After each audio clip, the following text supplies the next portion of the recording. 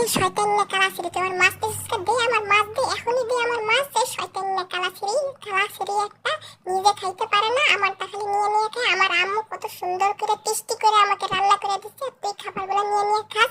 গুরু, এখানে মাছ আছে, এটা আমি খাই। আম্মু, আজকে খাবারটা না সেই মজা হইছে, আম্মুর হাতে জাদু আছে রে।